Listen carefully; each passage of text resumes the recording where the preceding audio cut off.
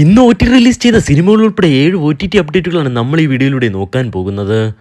ആദ്യത്തെ ചിത്രം അത് തമ എന്ന ചിത്രത്തിൻ്റെതാണ്. രശ്മിക മന്ദാന നായികയെത്തിയ ഏറ്റവും പുതിയ ചിത്രമായിരുന്നു ഈ ഒരു ചിത്രം.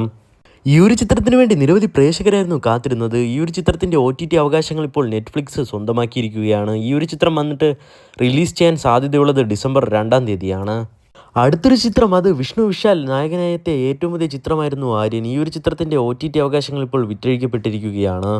തിയേറ്ററുകളിൽ പരാജയപ്പെട്ട ഈ ഒരു ചിത്രത്തിൻ്റെ OTT അവകാശങ്ങൾ നെറ്റ്ഫ്ലിക്സ് ആണ് ഇപ്പോൾ സ്വന്തമാക്കിയിരിക്കുന്നത്. നവംബർ മാസം 28-ാം തീയതി ഈ ഒരു ചിത്രം നെറ്റ്ഫ്ലിക്സ് വഴി OTT റിലീസ് ചെയ്യുന്നതാണ്. അടുത്തൊരു ചിത്രം അത് മലയാളത്തിൽ നിന്ന് റീസെൻ്റ് തിയേറ്ററുകളിലേക്ക് എത്തിയ ഇന്നസെൻ്റ് എന്ന ഒരു കോമഡി ചിത്രത്തിൻ്റെതാണ്. തിയേറ്ററിൽ നിന്ന് ആവറേജ് അഭിപ്രായം നേടിയെടുത്ത ഈ ഒരു ചിത്രത്തിൻ്റെ OTT അവകാശങ്ങൾ ഇപ്പോൾ വിറ്റഴിക്കപ്പെട്ടിരിക്കുകയാണ്. ഈ ഒരു ചിത്രത്തിൻ്റെ OTT അവകാശങ്ങൾ ഇപ്പോൾ ആമസോൺ പ്രൈമാണ് സ്വന്തമാക്കിയിരിക്കുന്നത്. അപ്പോൾ എന്ന് ഈ ചിത്രം ആമസോൺ പ്രൈം വഴി OTT റിലീസ് ചെയ്യുമെന്ന് ചോദിച്ചു കഴിഞ്ഞാൽ അടുത്ത ആഴ്ച ഈ ഒരു ചിത്രം OTT റിലീസ് ചെയ്യുമെന്ന റിപ്പോർട്ടുകളാണ് ഇപ്പോൾ പുറത്തു വരുന്നത്. അടുത്ത അപ്ഡേറ്റ് എന്ന് സ്വന്തം പുണ്യാളൻ എന്ന ചിത്രത്തിൻ്റെതാണ്.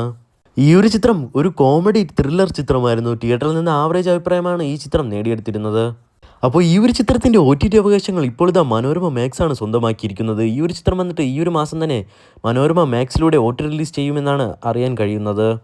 ദുൽഖർ സൽമാൻ്റെ ഏറ്റവും പുതിയ ചിത്രമായിരുന്നു കാന്ത. എന്നാൽ ചിത്രത്തിന് തിയേറ്ററിൽ നിന്ന് മിക്സ്ഡ് അഭിപ്രായമാണ് നേടിയെടുക്കാൻ കഴിഞ്ഞിരുന്നത്.